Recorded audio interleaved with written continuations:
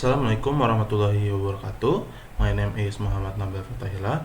My student ID is 2023-32125 and I'm from System Information Blockchain class C.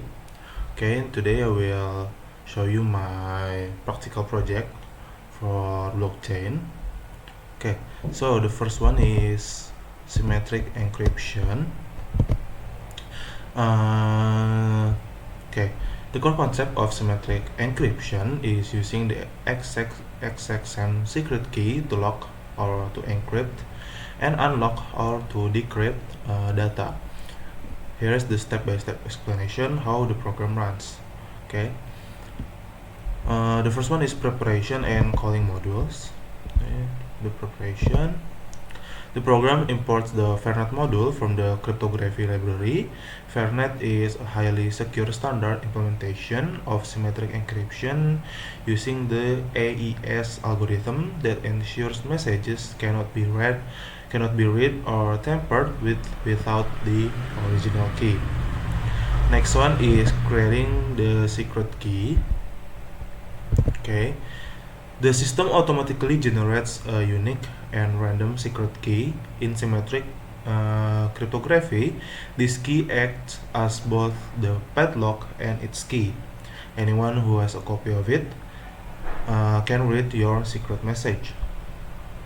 And the program sets up the encryption engine and pairs it with the newly created secret key. From here. Okay, next is the encryption process or locking the message. From here, the program asks you to type a secret message. This plain readable text is called plain text, and this cryptographic engine does not process text directly.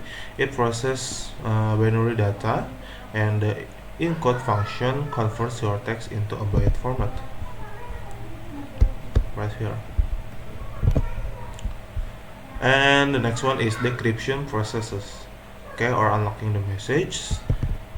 From here. Okay.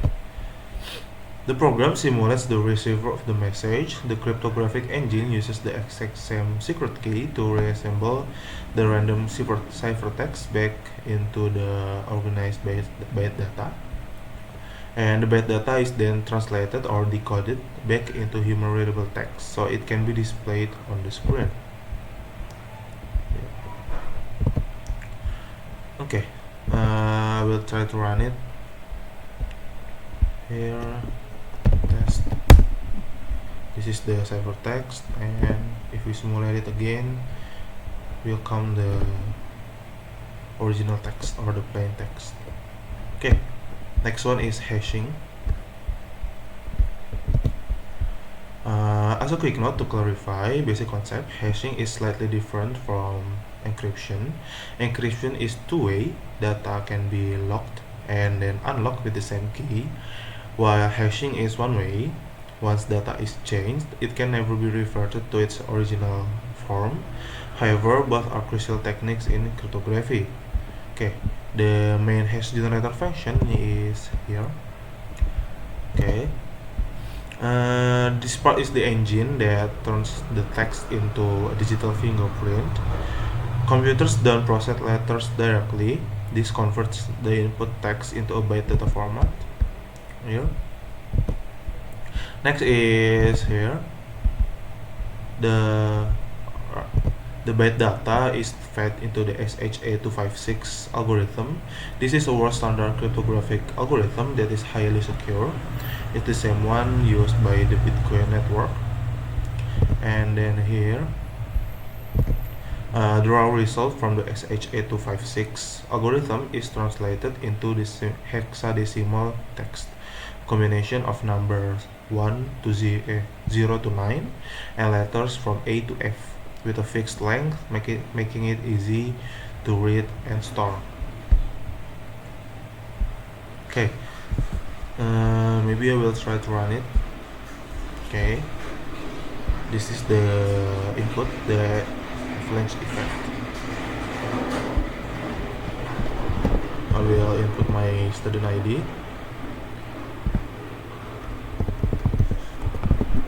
Okay, this is the hashing process. Okay, this is the properties of hashing by comparing the words, like the blockchain with big B or blockchain with little b. It's different. When both words are processed, the result shows that the output hash values are completely different. From here, the different. This is called the avalanche effect. It is a critical security feature. If a hacker changes even a single period or letter in your document, the entire hash value will change, making any data manipulation instantly detectable. Okay, and then for the name simulation, it's simulating the Web3 security that a decentralized system. The original data remains a secret on your local computer, and only the hash value is sent to the network or server. Okay, next is asymmetric. Okay, this simulate asymmetric algorithm using RSA. Unlike symmetric encryption, which uses only one key, asymmetric encryption uses a pair of different but mathematically connected keys, one for locking and one for unlocking. Here is how the program works. First is creating the key pair. The program commands the computer to generate a new 512-bit key pair here. Okay, public key. Think of this as your home mailbox address or your bank account number. It is safe to share with anyone so they can send you secret messages. But there is a private key. Think of this as the physical key to unlock the mailbox. Only you are allowed to keep it. In the program, this key is intentionally partially hidden when printed to show that it must remain a secret. The encryption process start from here. Okay, the text will be converted into byte data, and then someone will use the public key to lock or encrypt the message. And once the message is locked with a public key and become a ciphertext, it cannot be unlocked using that same public key. The message is now totally safe to send across the internet. Okay. Next is the decryption process.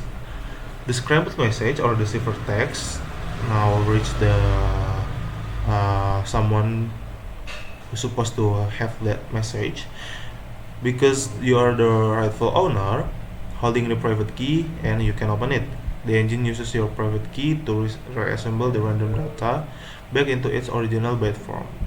And for the decode function, the byte data is translated back into plain text, so we can read it. Okay. Next is the server. Server.py.python. Okay.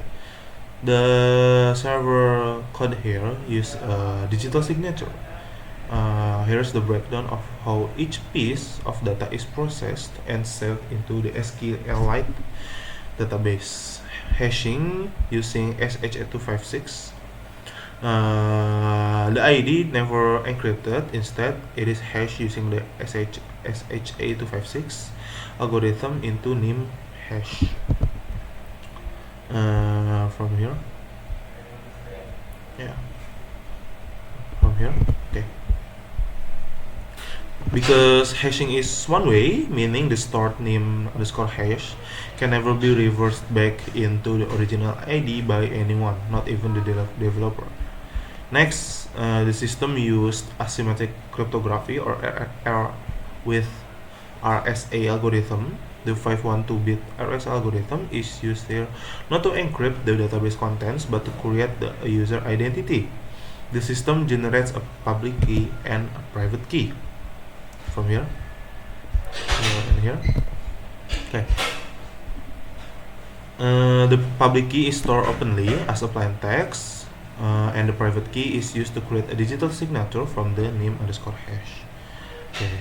So the system relies on SHA-256 hashing as the primary shield for the sensitive data during storage, and encryption only works in the background to handle identity verification before the data is allowed into the database. That's it from me. Thank you for watching. Wassalamualaikum warahmatullahi wabarakatuh.